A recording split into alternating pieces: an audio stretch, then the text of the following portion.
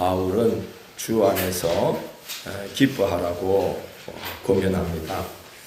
바울의 서신서에 반복해서 등장하는 표현이 주 안에서, 그리스도 안에서라는 표현입니다. 오늘 본문에서도 주 안에서라는 표현을 사용해서 주 안에서 기뻐하라고 권면합니다. 하나님께서 사람에게 베푸시는 가장 귀하고 복된 선물들이 예수 그리스도를 통해 허락되기 때문입니다. 하나님께로부터 오는 귀하고 복된 선물 중에 하나가 기쁨입니다. 시편 4편 7절에서 다윗은 그 사실을 이렇게 노래합니다. 주께서 내 마음에 두신 기쁨은 그들의 곡식과 새 포도주가 풍성할 때보다 더하니이다. 주님으로 말미암는 기쁨은 세상의 것이 풍족할 때의 기쁨과는 비교될 수 없으리만큼 깊고 큰 기쁨이라는 말입니다. 시편 97편 11절에서는 참된 기쁨의 근원이 주님께 있음을 이렇게 증거합니다. 의인을 위하여 빛을 뿌리고 마음이 정직한 자를 위하여 기쁨을 뿌리시는 도다라고 말합니다. 하나님께서 예수 그리스도로 말미암아 우리에게 주시는 기쁨 중에 기쁨은 구원의 기쁨입니다. 믿는 자로서 죽음의 문턱을 넘어본 분들은 구원의 기쁨이 어떤 기쁨인지 알 것입니다. 구원의 확신이 없다면 흑암으로 빨려 들어갈 것만 같은 상황인데도 마음의 평강이 임하게 됩니다. 그 기쁨에 대해 예수님은 요한복음 16장 22절에서 이렇게 말씀합니다. 지금은 너희가 근심하나 내가 다시 너희를 보리니 너희 마음이 기쁠 것이요 너희 기쁨을 빼앗을 자가 없으리라고 말씀했습니다. 어떤 일로도 꺾일 수 없는 기쁨이 예수 그리스도로 말미암아 주어졌기 때문에 믿음의 선조들은 환난과 박해와 시험 중에도 믿음을 지킬 수 있었습니다. 그래서 바울 사도는 그냥 기뻐하라고 하지 않고 주 안에서 기뻐하라며 주 안에 있기를 권면합니다. 우리는 그리스도인입니다. 그러므로 그리스도 안에 있어야 합니다. 그리스도 안에 있을 때 그리스도인은 그 진가를 발휘합니다. 우리가 찬송하지 않습니까? 주 안에 기쁨 있네, 주 안에 살자, 주 안에 천국 있네, 주 안에 살자. 불안이 연기처럼 서며 들어도 주 안에 사는 마음 기쁨 넘치네. 찬송합니다. 주 안에 있을 때 참된 기쁨이 있습니다. 신앙의 여정은 평탄한 길이 아닙니다. 우리가 예수 믿는다고 해서 주 안에 있다고 해서 기쁨이 하늘로부터 마구 주어져서 힘든 줄도 모르고 걷는 길이 신앙의 길은 아닙니다. 교회 생활은 뭘 잘 모를 때가 편하지 좀 알면 만만치 않습니다. 이 신앙의 길은 사람의 힘으로 걸을 수 있는 길이 아닙니다. 그러므로 주님과 함께 걸어야 하는 길입니다. 주께서 내 곁에 서서 나에게 힘을 더해 주실 때 우리는 이 길에서 완주하며 승리의 멸류관을 받을 수 있어요. 주 안에 있어도 시험이 찾아오고 주님과 함께 걸어도 어려움이 닥치고 한 곡에 넘으면 또 한 곡 앞에 서게 되고 신앙생활은 그런 여정입니다. 우리의 삶의 여정과 똑같습니다. 어떤 분이 자기의 신앙 여정을 돌아보며 그런 간증을 하는 걸 들었습니다. 하나님을 믿으면 만사 형통할 줄 알았는데 어려움이 시시때때로 찾아오더래요. 그래서 기도를 했답니다. 하나님, 어려움을 걷어주시고 평탄한 날을 주십시오. 그렇게 기도하며 지나고 있는데 평생 기도 제목이 끊이질 않더래요. 그러니까 항상 어려움이 닥치더라는 겁니다. 그런데 지금 와서 돌이켜보니 하나님께서 짐을 들어주신 것도 감사하지만 짐을 감당할 수 있는 강한 어깨를 허락해 주신 것이 더 감사하더래요. 예수 믿는다는 것은 그런 것 같습니다. 만사 형통하는 거 아니지만 어려움을 이겨낼 수 있는 강한 어깨를 가지게 되는 것이죠. 그래서 우리가 찬송하지 않습니까?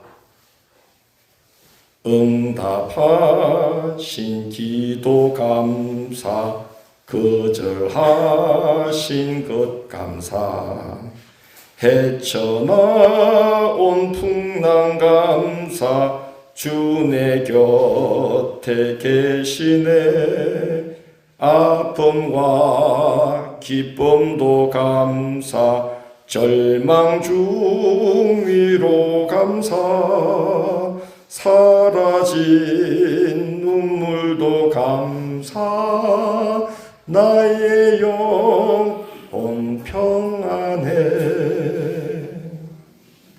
예, 그리스도 안에서 얻게 되는 기쁨, 바울이 주 안에서 기뻐하라는 기쁨은 뭐 기뻐서 어쩔 줄 모르는 그런 기쁨이 아니라 응답하실 때도 감사하고 거절하실 때도 감사하고 풍랑이 있지만 헤쳐나올 수 있는 강한 발과 어깨를 주심이 감사하고 절망 중에도 위로해 주심이 감사하고 울 수밖에 없는 상황인데도 눈물이 사라지게 하시며 담담히 이기게 하셔서 그 영혼이 평안 중에 거할 수 있도록 인도해 주신 게 감사합니다. 이게 바로 주 안에 있는 기쁨인 것 같습니다. 예수 믿어도 어려움이 닥칩니다. 교회 다녀도 환난이 닥칩니다. 하나님께서 우리 뜻대로 움직여 주시면 얼마나 좋겠습니까마는 제가 61년을 살아보니 하나님은 당신 뜻대로 움직이십니다. 예. 우리 뜻대로 하나님이 참 말을 들어주시면 얼마나 좋겠어요. 근데 우리 하나님은 당신 뜻대로 움직이십니다. 그러나 그럼에도 불구하고 하나님을 굳게 의지하고 하나님이 선하시다는 것, 그리고 그 하나님이 우리를 사랑하신다는 것, 그리고 그 하나님이 선하고 사랑할 뿐만이 아니라 능력이 충만하시기 때문에 반드시 그 충만한 능력으로 우리에게 선하고 복된 마지막을 주시려고 섭리하고 계신다.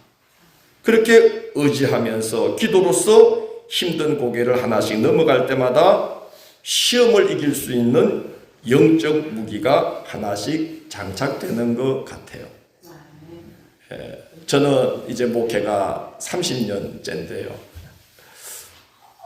아마 제가 첫 목회를 했을 때 그때의 영적 상태라면은 저는 아마 목회를 5년도 못 견뎠을 겁니다. 수없이 많은 어려움들을 30년 동안 겪어왔는데 그걸 이겨나갈 때마다 하나님께서 선물을 주시는데 영적 무기를 주시는 것 같아요. 또 다른 시험을 이길 수 있는 무기를 주시는 것 같습니다. 주 안에 있는 자에게 허락되는 은혜입니다. 바울은 그 경험을 디모데후서 4장 17절 18절에서 이렇게 전가합니다. 오늘 주보에 실어놨습니다. 주께서 내 곁에 서서 나에게 힘을 주심은 나로 말미암아 선포된 말씀이 온전히 전파되어 모든 이방인이 듣게 하려 하심이니 내가 사자의 입에서 건짐을 받았느니라. 주께서 나를 모든 악한 일에서 건져내시고 또 그의 천국에 들어가도록 구원하시리니 그에게 영광이 세세 무궁토록 있을지어다. 아멘. 예, 그래서 우리는 주님 안에 있어야 되고 주와 같이 그 뒤를 따라가야 되고 그것만이 승리의 길입니다. 예수 믿어도 환난이 닥칩니다.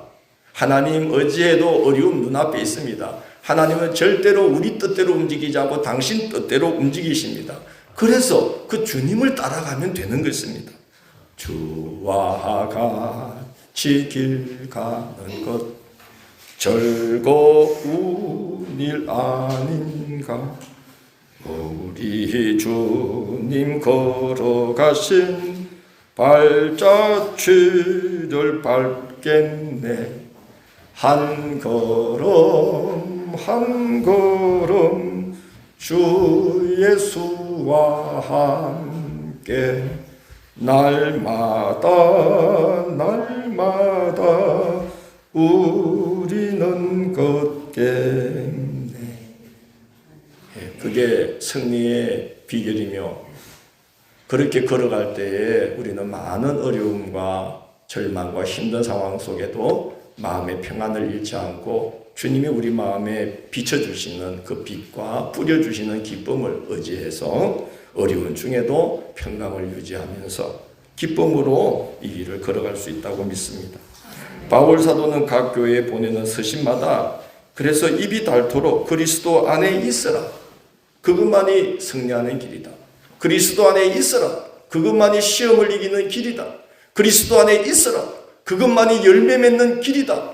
그리스도 안에 있으라, 그것만이 우리 힘으로는 절대로 이길 수 없는 시험을 이기고 승리할 수 있는 비결이며 열매 맺는 비결이다. 신앙의 길에서 그것만이 완주할 수 있는 길이다. 우리 힘으로는 절대로 이 길을 못 간다. 넘어질 수밖에 없다. 예수 믿는다고 모든 게 편해지는 거 아니다. 그래서 바울은 서신서마다 입이 닳도록 그리스도 안에 있으라, 주님과 함께 신앙의 길을 걸으라면서 하나님께서 그리스도 예수 안에 얼마나 보배로운 은혜와 선물을 준비하였는지를 증거하고 있는데, 사실 빌립보 교회 성도들은 바울의 권면을 귀에 못이 박이도록 들은 사람들입니다. 바울은 빌립보 교회를 적어도 3차례 이상 방문했고, 빌립보 교회가 바울의 사역을 지속적으로 힘써 도왔기 때문에 여러 통로로 바울과 항상 연결되어 있었던 교회입니다. 그만큼 바울의 권면을 귀에 못이 박이도록 듣지 않을 수 없었던 상황인데, 바울은 같은 권면을 이제 또 시작하겠다는 거예요. 그리스도 안에 있으라는 거예요. 똑같은 말을 계속하는 거예요. 왜 그랬을까요? 왜 그랬을까요? 그리스도 예수 안에 거하고 그분 위에 신앙의 뿌리를 굳게 내리는 것이 신앙의 길을 완주하고 그 길에서 열매를 맺을 수 있는 단 하나뿐인 비결이기 때문입니다. 그래서 바울은 했던 말을 또 하고 했던 말을 또 하고 거듭하면서 그리스도 예수 안에 있어야 됩니다. 그 그리스도 예수 안에 있기 위해서 그 예수님을 향해서 힘차게 그의 품으로 달려 들어가야 됩니다. 이 예수를 굳게 잡아야만 합니다. 그렇지 않으면 넘어집니다. 이길 수 없는 길입니다. 라고 그들 귀에 못이 박이도록 말을 했는데 또 하겠다는 거예요. 너희에게 같은 말을 쓰는 것이 내게는 수고로움이 없고 너희에게는 안전하니라. 넌 말이 그 말입니다. 당시 빌립보 교회 성도들로 하여금 예수 그리스도로 말미암아 살아있는 믿음 위에 굳게 서지 못하도록 방해했던 걸림돌이 2개가 있었습니다. 여러분은 여러분의 신앙의 자리가 예수 그리스도 안에 있지 못하도록, 예수 그리스도에 굳게 서지 못하도록 여러분을 방해하는 걸림돌은 무엇입니까? 당시 빌립보 교회 성도들에게는 2개의 걸림돌이 있었는데, 하나는 율법주의요, 하나는 세속주의였습니다. 율법주의는 유대인으로서 교회에 입교한 성도들 중에 유대교의 전통을 따라 율법을 지키는 자기 노력, 자기의, 자기 열심으로서 구원에 이르는 자들에게 율법주의가 나타났고, 세속주의는 이방인으로서 교회에 입교한 성도들 중에 이방 세계의 풍습과 돈과 향락을 쫓는 풍토를 떨쳐내지 못한 자들에게서 나타났습니다. 여기에 걸려서 믿음이 예수 그리스도를 통해 하나님께서 베푸신 그 은혜의 자리로 나가지 못하게 되거나, 거기에 걸려서 교회를 혼탁하게 하고 믿음의 길에서 떠나는 자들이 생겨나게 되었던 것입니다. 빌립보 교회는 당시 여느 초대교회들과 마찬가지로 마치 2개의 전선에서 동시에 전쟁을 수행해야만 했던 군사들처럼 복음의 순전함과 교회의 정체성을 지키기 위해서 힘겨운 싸움을 하고 있었습니다. 여러분, 예수 믿는 게 어렵죠? 오늘 빌립보 교회 성도들을 보세요. 교회 안에 있는 문제, 율법주의, 그리고 세상의 풍조가 교회에 들어와서 성도들을 변질시키는 이 세상의 풍습, 세상의 풍조, 이상한 이 기류, 이것과 성도들은 막 싸워야만 했어요. 그래서 성도들은 마치 2개의 전선에서 동시에 싸워야 하는 이 병사들처럼 너무 힘겨운 싸움을 하고 있었던 겁니다. 우리도 그렇죠. 교회 안에서 그죠? 신앙의 생활을 걸어갈 때 우리도 안일주의에 빠지게 되고 형식주의에 빠지게 되고 습관에 빠지게 되고 생명이 있는 신앙을 잃어가고 있는데도 모르고 그냥 가고 있는 이것과 싸워야 되고, 한쪽에서는 세상의 기류가 흘러 들어와서 우리를 이상하게 만드는 이 풍조와 싸워야 돼요. 여러분, 코로나 이후에 교회들이 얼마나 어려운지 아십니까? 성도님들이 교회를 안 나오고 유튜브로 설교를 듣고 그걸로 마음의 위로를 삼는 거죠. 아, 나 그래도 오늘 뭘 드렸다? 예배 드렸다. 나 그래도 오늘 예배 드렸다. 그 코로나 3년 동안 교회가 열심히 영상 예배를 띄워보낸 결과가 그것입니다. 그러니까 제가 지금 생각해 보니까 교회 와서 예배 드리든지 딱 그렇게 했어야 되는 거예요. 교회. 계속 우는 아이에게 비스켓도 주고 사탕 주고 초콜릿도 주니까 밥을 먹을 생각을 안 하는 거예요. 이 세상의 기류가 교회 안에 지금 우리에 들어와 있어요. 이미 우리를 막 변질시키고 우리를 유혹하고 그래도 되는 것처럼 생각하게 만들고 있어요. 빌립보 교회가 그랬던 거예요. 한쪽은 율법주의와 싸워야 했고, 내 노력으로 해보겠다, 내 힘으로 해보겠다, 내 열심으로 신앙의 길 한번 걸어가 보겠다, 그렇게 하는 율법주의와 싸워야 했고, 한쪽으로는 그들의 그 순전함을 훼손시키는 세상의 풍조 세속주의와 싸워야만 했던 거예요. 그 두 전선을 상대하면서 성도들이 싸우고 주의 종들이 싸우고 있었어요. 여러분, 우리 서로를 위해서 기도해 줍시다. 힘든 싸움을 하고 있습니다. 우리는. 여러분, 저를 위해서도 기도해 주시기를 바랍니다. 적들이 누굴 죽이려고 그럴까요? 병사를 죽일까요? 사령관을 죽일까요? 사령관 죽일까요?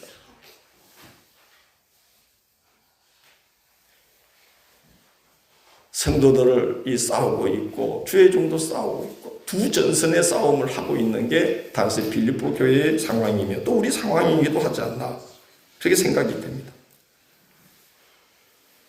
그래서 바울 사도는 빌립보 교회 성도들이 두 전선에서 모두 승리할 수 있도록 그들을 주 예수 그리스도 앞에 세우는 권면을 합니다. 그 권면이 바로 빌립보서 3장인데 오늘 함께 읽은 부분은 율법주의의 미혹에서 복음적 신앙을 지키도록 권면하는 말씀인 것입니다. 너희에게 같은 말을 쓰는 것이 내게는 수고로움이 없고라는 말은 그런 권면이라면, 여러분을 그리스도 앞에 세우는 권면이라면 나는 같은 말을 수천 수만 번 반복하라고 해도 수고롭다고 말하지 않고 하겠습니다. 그 말이 너희에게 같은 말을 쓰는 것이 내게는 수고로움이 없고라는 말이에요. 성도의 영을 그리스도 예수께로 인도하고 교회를 살리는 일이라면 나는 같은 말을 무한 반복하는 것을 어렵게 여기지 않겠다는 것입니다. 반복해서 귀에 새겨 듣는 것이 성도에게 유익한 일이지만 같은 말을 거듭하면 목사님 같은 말 또 하네, 했던 말 또 하네, 들을 게 없어, 그렇게 여길 수도 있습니다. 그렇지만 말씀을 전하는 자는 그런 말을 들을지라도 그렇게 하는 것이 성도들의 영혼을 예수께로 안전하게 인도하는 비결이기 때문에 반복하여 전하는 수고를 포기하지 말아야 한다는 것입니다. 그래서 바울 사도는 같은 말을 쓰는 것이 너에게는 안전하니라고 말합니다.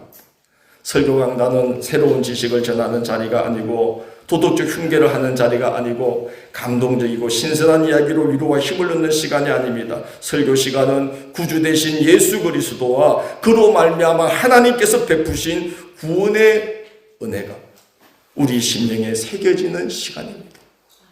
설교 시간은 여러분 귀를 열고 마음의 문을 활짝 열고 들어야만 되는 시간입니다.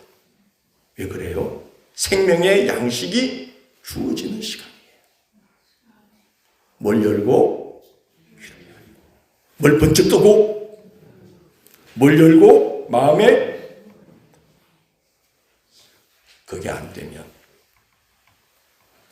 여기는 지금 세상의 지식을 전달하는 것도 아니요, 감동적인 어떤 쇼를 하는 것도 아니요, 귀에 듣기 좋은 달콤한 말을 하는 것도 아니요, 구주 되신 예수 그리스도를 전하는 자리, 그래서 그로 말미암아 하나님께서 베푸신 구원의 은혜가 우리 심령에 반드시 새겨져야만 하는 그런 자리가 바로 이 자리이기 때문에 귀를 열고 마음의 문을 열고 말씀을 받아들이셔야만 하는 것입니다. 그게 안 되면 심령이 메말라져 갑니다. 그게 안 되면 영이 죽어갑니다. 그게 안 되면 예수 그리스도 안에서 점점 멀어져 갑니다.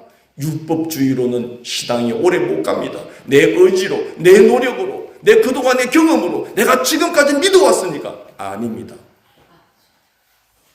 내 속에서 내가 죽어가고 있다는 것을 알아야 됩니다. 그렇게 되면 죽습니다. 설교 시간은 새로운 지식 전하는 자리 아닙니다. 도덕적 흉계를 하는 자리 아닙니다. 감동적이고 신선한 이야기로 위로와 힘을 잠깐 얻고 가는 자리가 아닙니다. 설교 시간은 반드시 기억하십시오. 구주 대신 우리 영을 구원하실 예수 그리스도와 그분으로 말미암아 하나님께서 베푸신 구원의 은혜가 지금 선포되는 자리인 것을 아시기 바랍니다. 내가 살고 죽는 게 지금 여기에 달려 있어요. 안 그러면 죽습니다.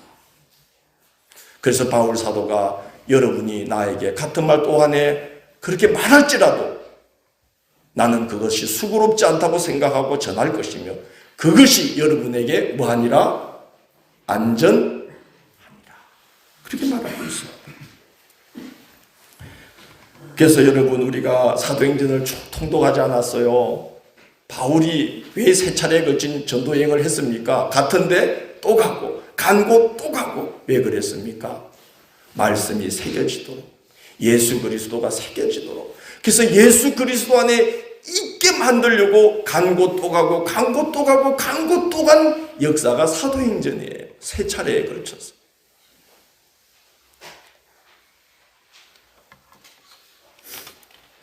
지속적으로 반복해서 복음의 말씀을 보고 듣고 가르치는 게 매우 중요합니다.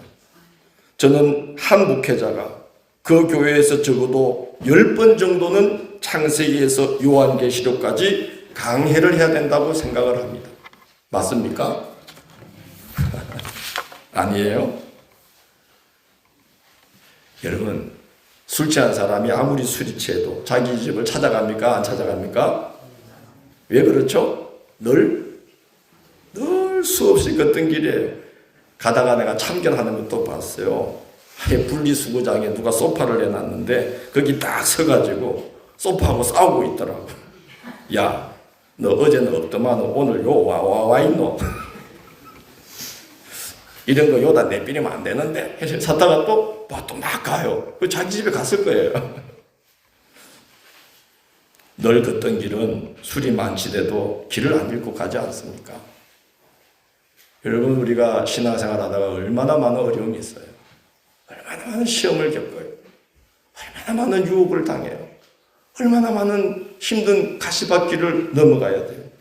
그럼에도 불구하고 무사히 걸어갈 수 있는 비결은 늘 가던 길은 길을 잃지 않는 것처럼 하나님의 말씀, 그 복음의 말씀, 성경, 예수 그리스도 그 안에 머물고 그 말씀을 붙들고 그 말씀을 섭취하고 그 말씀을 듣고 또 듣고 그래서 예수 그리스도와 그의 복음과 그 하나님의 귀한 생명의 말씀이 우리 안에 새겨져 있어야만 우리는 시험이 와도 그냥 갈 수 있는 거예요. 여러분 저도 그렇지 않겠어요? 어쩔 때는 이 설교 강단에서 입을 한마디도 떼기가 어려운 심정이 될 때가 한두 번이 아니에요. 그래도 제가 설교하고 목양하고 교회 사역들을 감당하고 비결이 뭐겠습니까? 예수 그리스도로 꼭 붙드니까 가능한 겁니다.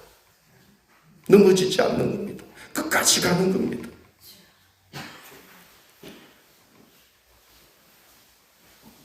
하나님의 말씀을 귀에 못이 박이도록 들어야 합니다. 새해 여러분 성경 말씀 열심히 읽을 계획 세우시기를 바랍니다. 성경 말씀은요 눈에 익도록 읽어야 됩니다. 눈에 익도록 읽어야 됩니다. 기도줄 한번 딱 잡으면 1시간은 느끈히 기도할 정도로 기도줄을 놓치지 않고 반복하고 또 반복하면서 기도를 해야 합니다. 그게 승리의 비결입니다. 기도줄 놓치고 1년, 2년, 10년 지나는데 어떻게 그 신앙이 정상일 수 있겠어요? 반복해야 됩니다. 지속해야 됩니다. 새기고 또 새겨야 됩니다. 새해에 그런 귀한 신앙의 계획들을 꼭 세워주시기를 부탁합니다. 저를 위해서가 아니에요. 누굴 위해서요? 여러분 자신을 위해서요.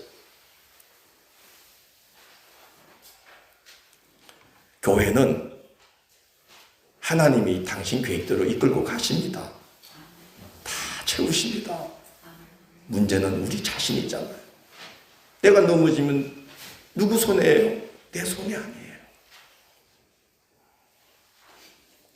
오늘 바울 사도는 예수 그리스도를 만나고 나니까 다른 것 다 배설물처럼 여기게 되더라. 이 귀한 걸 얻기 위해서 다른 것 다 내려놓게 되더라. 이분이 그렇게 귀하다. 그래서 나는 그리스도 예수를 아는 것 외에는 다른 모든 것을 내가 이루도 좋고 다른 모든 것을 배설물처럼 여기기로 하였다라고 오늘 고백하고 있습니다. 여러분 진짜를 맛보면 가짜에는 마음을 두지 않게 됩니다. 바울이 그 이야기하는 거예요. 가짜에 길들여지면 그런데 진짜를 못 알아보게 됩니다. 그 불쌍한 겁니다. 유진 피터슨이라는 목사님이 그런 글을 쓴 걸 봤어요. 오늘날 그리스도인들이 이제 이런 상황에 놓여 있다면서 그 상황을 이렇게 비유해요. 한번 들어보세요. 아기에게는 엄마 품이 최고입니다. 방을 장난감으로 가득 채운다 하더라도 엄마의 사랑을 대신할 수는 없습니다. 그런데 오늘날 그리스도인들 중에는 장난감으로 방을 가득 채우면 행복해질 것이라고 생각하며 병정놀이에 몰두하는 이들이 적지 않습니다. 진정으로 예수 그리스도께로 나가지 않으면 진정한 행복과 만족은 없습니다. 장난감이 엄마 품을 대신할 수 없습니다. 라고 이야기를 하고 있습니다. 오늘 바울 사도가 바로 그 이야기를 하는 거죠. 진짜 우리에게 구원을 주시고 힘든 중에도 기쁨을 잃지 않게 하시고 평안하게 이 인생길을 걸어서 승리하게 만드는 비결이 그 능력이 예수 그리스도 안에 있다는 걸 내가 알게 되었다. 진짜 구원주를 만났다. 그래서 나는 세상의 다른 것들은 이제 배설물처럼 여기고 이 예수를 아는 일에 그 예수 그리스도로 말미암아 하나님께서 우리에게 베푸신 그 은혜와 사랑의 길이와 깊이와 너비와 높이를 아는 일에 내 생을 다 쏟아붓기로 합니다. 그것이 사는 길이다. 오늘 바울이 우리에게 전하는 것이 그 말씀입니다. 그래서 주 안에서 기뻐하라. 첫 마디가 주 안에 있어야 됩니다. 그리스도 안에 있어야 됩니다. 이분에게서 멀어지지 않도록 힘을 다해야만 여러분의 영혼이 삽니다. 라고 권면하고 있습니다. 한 해도 믿음의 길을 걸어오느라고 수고하셨어요. 부탁드리기는 새해에 그리스도 안에 있는 그리스도를 향해서 그 품을 파고드는 그런 신앙의 계획들을 세우시고 그 계획대로 행할 수 있도록 주께서 힘주시기를 예수 그리스도로 꼭 붙드시는 연말의 시간들이 되시기를 주의 이름으로 축원합니다.